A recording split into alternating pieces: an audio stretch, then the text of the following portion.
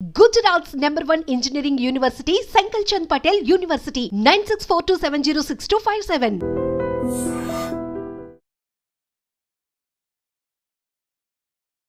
Hi hello నమస్తే welcome back to iDream media. ఈరోజు మనతో ఉన్నారు హైకోర్టు అడ్వకేట్ అలాగే ఇమిగ్రేషన్ లాయర్ అయిన పృథ్వీ గారు.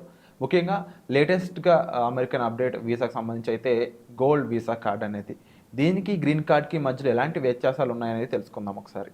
నమస్కారం సార్. నమస్తే Virat. Sir, gold visa card, golden visa card, ఇది కొంచెం EB5 లాంటిది అని చెప్పేసి కొన్ని వస్తూ ఉన్నాయి న్యూస్లో. అయితే అసలు గ్రీన్ కార్డ్ అనేది ఎక్కువ మందికి కావాల్సిన వస్తువులా చూస్తూ ఉంటారు అక్కడ వెళ్ళే ఇమిగ్రేషన్స్ అందరూ కూడా. ఈ green card versus gold visa card versus EB5, ఈ మూడింటి మధ్యలో డిఫరెన్స్ ఏ విధంగా ఉంటుంది?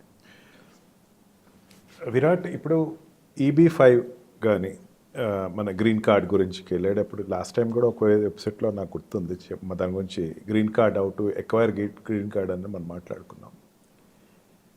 గ్రీన్ కార్డ్ EB5 ఈ రెండిటికి కన్నా ఇవి ఏమీ అమెరికాకి బిజినెస్ ఇవ్వట్లేదు అని చెప్పి ట్రంప్ గ్రహించి ఎప్పటి నుంచో తన మైండ్లో ఉన్నటువంటి ఒక ప్రపోజల్ గోల్డ్ కార్డ్ అనేది తీసుకొచ్చాడు.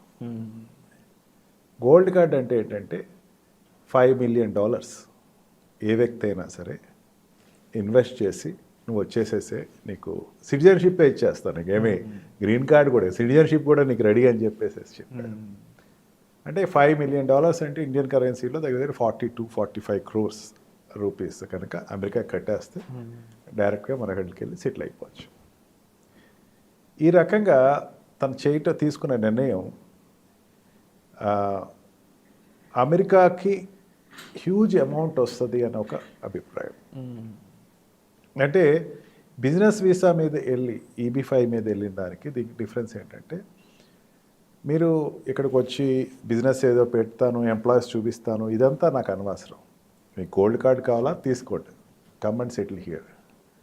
నా కంట్రీకి ఇన్వెస్ట్మెంట్ కావాలి, నా కంట్రీకి అమౌంట్ కావాలి, నా కంట్రీకి నాకు ఉన్నటువంటి అప్పులు నేను తీర్చుకోవాలి అన్నటువంటి ఉద్దేశాన్ని చెప్పకనే చెప్పాడు పార్లమెంట్ కాంగ్రెస్లో. EB5కి గోల్డ్ కార్డ్కి డిఫరెన్స్ చూద్దాం. EB5 అంటే ఏంటంటే ఇది 1990sలో ఎప్పుడో తీసుకొచ్చినటువంటి కార్డ్. అది బిజినెస్ కార్డ్. అంటే ఎవరైనా సరే అబ్రాడ్లోకి వెళ్ళి యూఎస్లోకి వెళ్ళి ఒక బిజినెస్ చేసుకుంటాను అంటే కనుక 7 ఎంప్లాయీస్ తోటి కనుక బిజినెస్ నేను ఎంప్లాయీ అక్కడ ఉండేటువంటి సిటిజన్కి ఎంప్లాయీషిప్ ఇస్తాను అని చెప్పి అక్కడ ఇన్వెస్ట్మెంట్ అన్నది కనుక పెడతాను అంటే కనుక EB5లో వాళ్ళకి బిజినెస్ వీసా ఇస్తారు. అంటే వాడు అక్కడ బిజినెస్ స్టార్ట్ చేస్తాను, నేను నీ కంట్రీకి ఎంప్లాయ్మెంట్ పెంచుతాను అనేటువంటి ఒక ఉద్దేశాన్ని వ్యక్తం చేస్తారు. That is business visa. And మనకి గ్రీన్ కార్డ్ అంటే దేర్ ఆర్ 8 కేటగిరీస్లో ఈ గ్రీన్ కార్డ్ వచ్చేటువంటి ఆల్రెడీ అక్కడ ఉన్నటువంటి సిటిజన్ ఉన్నటువంటి ఎలియన్ అంటే ఇంకో కంట్రీకి సంబంధించిన సిటిజన్ అక్కడికి వెళ్ళిన తర్వాత అవుట్ ఆఫ్ రిలేషన్ కానీ అస్లైమ్ కానీ out of H1B visa or L1 visa మీద వెళ్ళిన వాళ్ళు గ్రీన్ కార్డ్కి అప్లై చేసుకుంటే ఆ గ్రీన్ కార్డ్కి కనుక వాళ్ళకి రాగలిగితే వాళ్ళు అక్కడ స్టేకి ఒక 7 to 10 years అక్కడ ఉండొచ్చు. 7 to 10 years ఉంటే కనుక 7 years దాటి ఉంటే కనుక వాళ్ళు వెంటనే సిటిజన్షిప్కి అప్లై చేసేసుకుంటే అమెరికన్ సిటిజన్షిప్ అయిపోతారు. అంటే ఒక్కొక్క స్టెప్ వైజ్గా ఆఖరికి లాస్ట్గా వాళ్ళు ఎక్కడికి వెళ్తారంటే సిటిజన్షిప్కి వెళ్ళిపోతారు. ఫర్ ఎవర్ వాళ్ళు అమెరికాలో ఉండిపోవచ్చు. ఈ రకమైన ప్రక్రియని బిజినెస్ కోణంలో తీసుకొచ్చాడు. ఈ గ్రీన్ కార్డ్ తీసుకుంటానికి one of the route is EB5. EB5లో అక్కడికి వెళ్ళి బిజినెస్ చేస్తే వాళ్ళు గ్రీన్ కార్డ్కి అప్లై చేయొచ్చు, లాట్లో అప్లై చేసుకోవచ్చు, లేకపోతే ప్రిఫరెన్స్ అప్లికేషన్ పెట్టుకోవచ్చు. అంటే గ్రీన్ కార్డ్కి సంవత్సరానికి ఇన్ని తీస్తారు, దాంట్లో 30,000 ఆడ్ ఎంతో గ్రీన్ కార్డ్స్ ఇస్తారు. దాంట్లో ఇతరు వెళ్ళి సెలక్షన్లోకి వెళ్తాడు. వెళ్ళి గ్రీన్ కార్డ్ లాట్లో తనకు వస్తే కనుక గ్రీన్ కార్డ్ వస్తుంది వాళ్ళకి. వన్స్ గ్రీన్ కార్డ్ వచ్చిందంటే they can do as a vote ఒక్కటే వేయకూడదు, కానీ సిటిజన్ కింద ఓట్ ఒకటే వాడికి ఉండదు, కానీ కంటెస్ట్ చేయడానికి లేదు, ఓట్ వేయటానికి లేదు. మిగతా అన్నీ కూడా much more to the citizenship rights వాళ్ళకి వస్తాయి.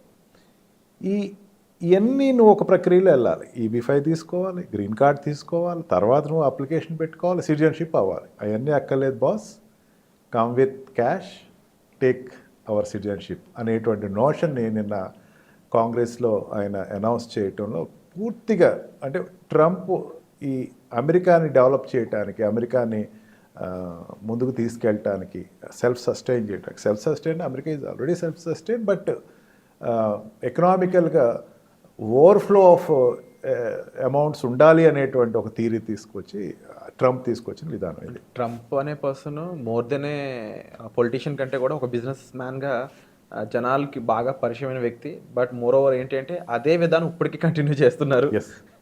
అయితే ఇదే విధానంలో చూసుకున్నట్లయితే అమెరికా ముందు నష్టాల్లోంచి బయటకు లాగాలి, అప్పుల్లోంచి బయటకు లాగాలి అనే ధోరణిలో ముందుకు వెళ్తూ ఎక్కడో ప్రజల యొక్క శ్రేయస్సు పట్టించుకోవట్లేదనో లేకపోతే కాస్త హార్ష్ డెసిషన్ తీసుకున్నారు. అంటే కొంతమంది సంఖ్యలు వేసి మరి ఫ్లైట్లో ఎక్కించాల్సిన అవసరం లేదు, లేకపోతే ఇలాగ 42 కోట్లు డబ్బులు పెట్టి మరి నీ కంట్రీకి రావాల్సిన అవసరం మాకు లేదు అనే ఒక కొంచెం వైరల్ న్యూస్లు అయితే వినిపిస్తూ ఉన్నాయి రకరకాలుగా డిఫరెంట్ ఎంబసీస్ నుంచి.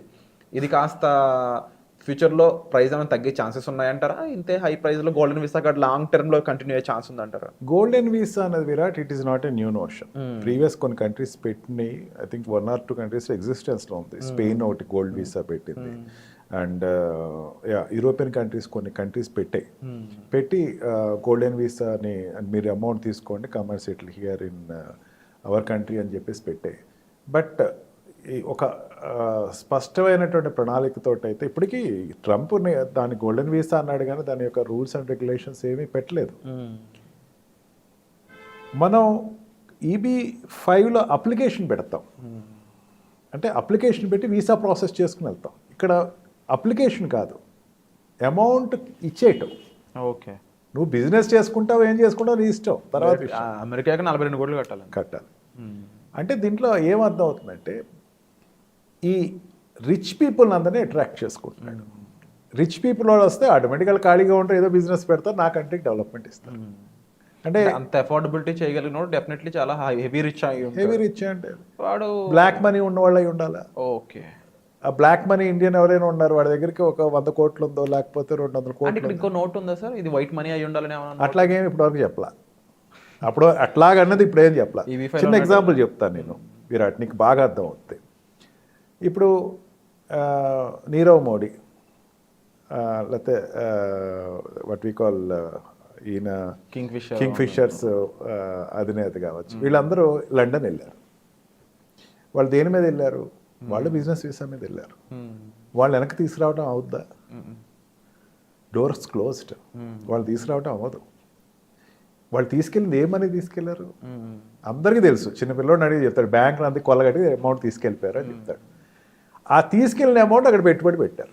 సేమ్ ఇదే, నువ్వు వాళ్ళకే చిన్న చిన్న కంట్రీస్, లండన్ లాంటి కంట్రీస్లో పెడతారు, నా కంట్రీకి రా, నా కంట్రీలో పెట్టుబడి పెట్టుకో, నువ్వు హ్యాపీగా అలౌ చేస్తాను అని చెప్పేటువంటి విధానం అని చెప్పచ్చు. అంటే ఇండైరెక్ట్గా విజయ్ మాల్యా లాంటి పర్సన్స్ ఇప్పుడు పిలుస్తున్నట్టు వెల్కమ్, రెడ్ కార్పెట్ వేసి రండి, golden card, taken golden card అని చెప్పిన స్లాంగ్ కూడా కాంగ్రెస్లో చాలా డిఫరెంట్గా చెప్పాడు. నీకు గోల్డెన్ కార్డ్ ఇస్తున్నాను, కమ్ టు అవర్ కంట్రీ, ఇక్కడ ఉండి హ్యాపీగా ఉండు, సిటిజన్షిప్ కావాలా, ఐఎమ్ రెడీ టు గివ్ అంటే అంత ప్రొఫౌండ్గా చెప్పినటువంటి ప్రెసిడెంట్ ఆఫ్ ఎనీ కంట్రీ ఇప్పటివరకు కనపడలేదని చెప్పచ్చు. Trump is a business man, first నుంచి బిజినెస్ మ్యాన్. అతను బిజినెస్ మ్యాన్నే ఎన్నుకున్నారు అక్కడ జనాలు, మనకు కాదంటాకేంటి. ఇంత ఒక క్వశ్చన్ అడిగారు, కొంచెం మిగతా వాళ్ళకి దగ్గర హ్యుమానిటేరియన్ గ్రౌండ్స్ ఏదో అతను తగ్గించాడు అని చెప్పి. టు స్పీక్ ఇన్ ఫ్యాక్ట్స్ అంటే ఇన్ ట్రూత్స్, అమెరికన్స్కి అది నచ్చింది, ఎన్ఆర్ఐస్కి నచ్చలా, అండ్ సెటిలర్స్కి నచ్చలా, ఇస్లాంలో ఉన్న వాళ్ళకి నచ్చలా, వాళ్ళ గురించి తనకు అనవసరం. అక్కడ తనకు ఓటేసినటువంటి అమెరికన్స్కి అది నచ్చింది. అది మగా కింద ఒక స్టెప్ కింద వాళ్ళు ఫీల్ అవుతున్నారు.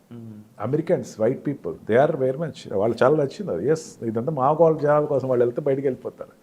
అంటే లోపల అండర్ కార్పెట్లో అన్రెస్ట్ అనేది US సిటిజన్స్ దగ్గర, ఆల్రెడీ ఎగ్జిస్టింగ్ సిటిజన్స్ దగ్గర ఎక్కడో ఉంది. మిగతా వాళ్ళందరూ మమ్మల్ని దోచుకెళ్తున్నారు అనేది అది ఇప్పుడు బర్స్ట్ అవుతుంది. దాన్ని ఇది కరెక్టే, నేను దాన్ని సరి చేస్తాను and make our country the richest country. ఇంకా కనుచూపు మేరలో ఇంకా ఎటువంటి ఎకానమికల్ స్ట్రగుల్ వచ్చినా సరే పడిపోదు, అమెరికన్ డాలర్ విల్ రేజ్. ఇదంతా డాలర్ వర్సెస్ మిగతా కరెన్సీస్తో వార్ అని చెప్పచ్చు. యూరో కరెన్సీస్ కావచ్చు, ఇంకా మిగతా కరెన్సీస్ తోటి వార్ అని చెప్పచ్చు. డాలర్ తగ్గకూడదు, డాలర్ ఎప్పుడు కూడా ఒక స్థాయిలో ఉండాలి. డాలర్ స్థాయి పెంచాలంటే కంట్రీ పెరగాలి, పెరిగితే ఆటోమేటిక్గా ఎకనామికల్గా డాలర్ వాల్యూ పెరుగుతుంది. డాలర్కి వచ్చేటువంటి వాల్యూ కింద వాడు అతను తీసుకున్నాడు అనమాట. It's a business. So very క్లియర్గా అయితే మీరు ఇక్కడ ఎక్స్ప్లెయిన్ చేశారు sir. Thank you so much. చాలామందికి ఈ గోల్డెన్ వీసా కార్డు దాని యొక్క పర్పస్, దాని యొక్క ఇంటెన్షన్ చాలామందికి ఇంకా తెలియదు కాబట్టి, బట్ ఈ ఎపిసోడ్ ద్వారా వీటన్నిటికీ ఒక ఆన్సర్ అయితే వాళ్ళకి దొరికే ఉంటుంది. సో మీరు స్టడీ పర్పస్ ఆర్ లేకపోతే జాబ్ పర్పస్ మీద ఏ విధంగా మీరు అమెరికా ఇమిగ్రేట్ అవ్వాలనుకున్నా, లేదంటే ఇమిగ్రేట్ అయిన వాళ్ళు ఉన్నా సరే అక్కడ మీకు హెల్ప్ కావాలి లేదంటే ఒక గైడెన్స్ కావాలనుకున్నట్లయితే మన పృథ్వీ గారు always there and personal appointments already provide చేస్తున్నారు. సో దానికి సంబంధించి ఇన్ఫర్మేషన్ కోసం మీరు సార్ని సంప్రదించవచ్చు. Thank you so much sir. Thank you very much.